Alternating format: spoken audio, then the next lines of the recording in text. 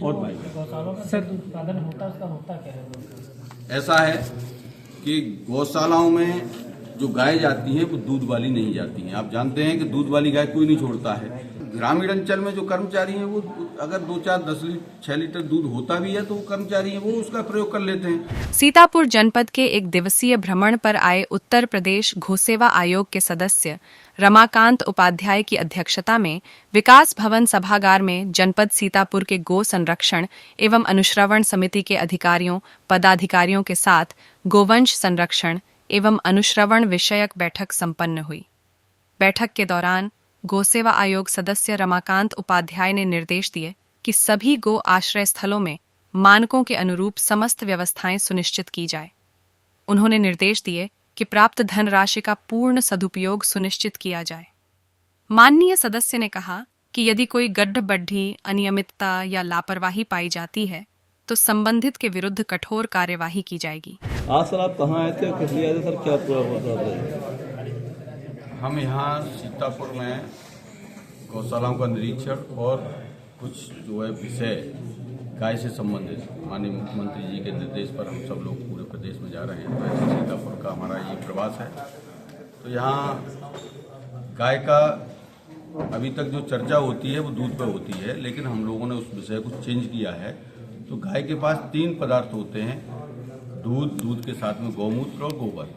हम लोग केवल और केवल अब गौमूत्र और गोबर पर बात कर रहे हैं।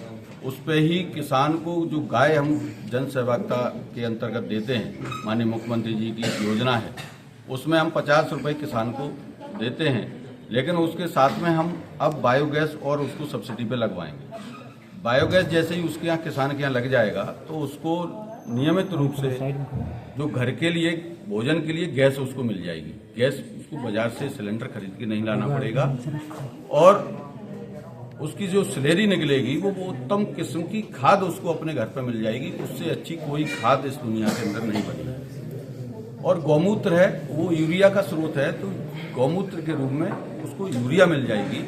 तो उसके घर में 3 चीजें अपने आप गाय माता जो हमारी गोबर गौमूत्र के द्वारा दे देगी, गैस दे देगी, खाद यूरिया का दे देगी, डीएपी दे देगी।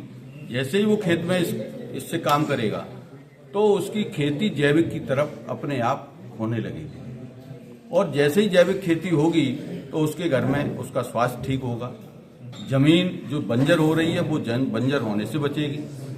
वो जो है जल, जैसे ही जैविक खेती होगी उसका जल बचेगा खेती का।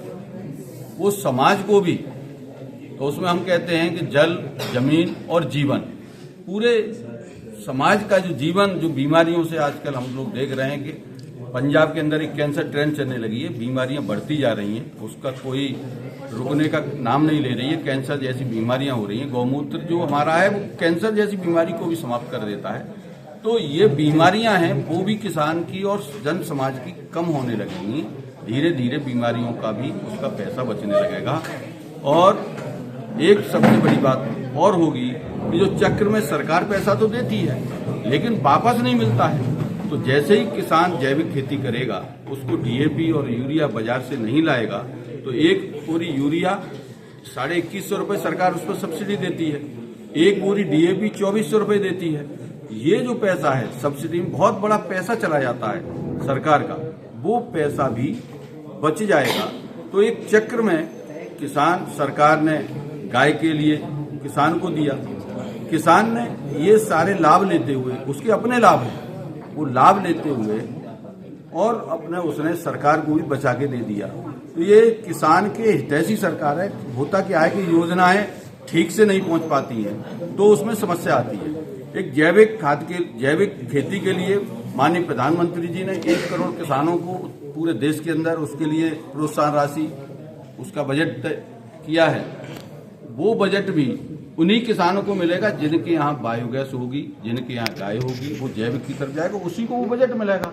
इसके साथ साथ पूरे जिले में कैटल सेट बने हुए हैं तो सरकार ने उनको लाभ दिया है, लेकिन वहाँ भी कुछ गड़बड़ हो रही है। तो अभी हमने निर्देश किए हैं कि जिनके यहाँ कैटल सेट हैं या जन सहभागिता के अंदर पहले से गाय गई हैं, उनके घर में भी कैटल सेट है तो उनको गाय भी दीजिए और साथ में बायोगैस प्रत्येक किसान के यहाँ लगना चाहिए।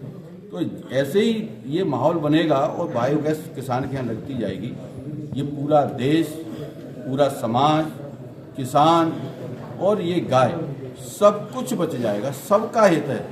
हम सब लोग भी बच जाएंगे क्योंकि हमें जैविक भोजन करने के लिए मिल जाएगा।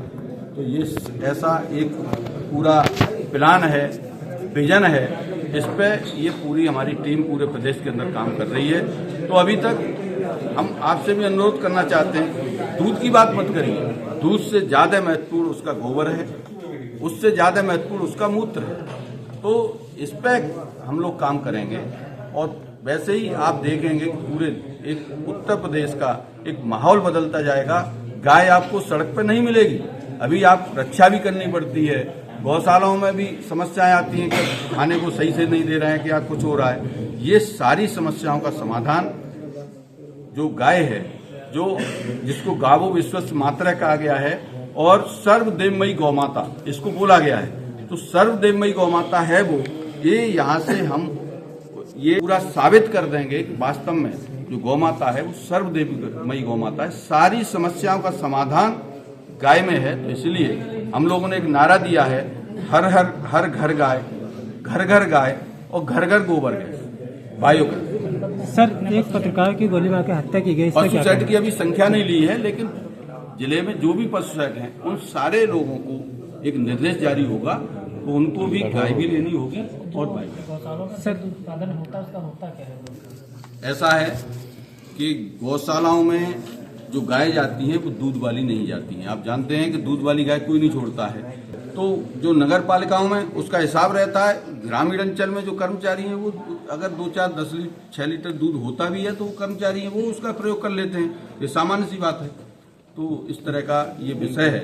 इस विषय को लेकर हम पूरे प्रदेश में जा रहे हैं और इस पर एक बड़ा जन समर्थन होना शुरू हो गया है, क्योंकि ये विषय लोगों के ध्यान में नहीं था। लेकिन जो ये विषय जैसे ही लोगों के ध्यान में जा रहा है, सबको लग रहा है कि वास्तव में अब गाय का और किसान का, देश का सब कुछ कल्याण इसमें से निकलेगा। सर, अभी सीतापुर में एक पत्रकार की गोली मार के हत्या की गई, इसका क्या कहेंगे? पत्रकार की हत्या की है, ये हमारा जो शासन है, सरकार है, इस बात पर बहुत कड़ी कार्रवाई करती है, आपको पता है। तो इसमें भी निश्चित रूप से जिसने ये जघन्य हत्याकांड किया है वो किसी भी रूप में नहीं बचेगा और उसके खिलाफ कड़ी से कड़ी कार्रवाई होगी। ये आप विश्वास रखिए और हमको भी विश्वास है, आप भी विश्वास है। सर, विपक्ष कह रहा है कि कानून व्यवस्था सरकार की ठीक नहीं, इस पर क्या कहेंगे? देखिए, विपक्ष तो हमेशा चिल्लाता है, उसके चिल्लाने का ही काम है। वो कोई, उसे इससे मतलब नहीं है। वो प्रयाग इतना बढ़िया विश्व का सबसे बड़ा महाकुंभ हुआ और उस पर भी वो तो चिल्लाते थे। तो चिल्लाने से कुछ नहीं होना है। जो अच्छा काम है उसको अच्छा कहना चाहिए सबको। इतने बढ़िया काम हो रहे हैं देश के अंदर, प्रदेश के अंदर, और कानून व्यवस्था आप सब जानते हैं।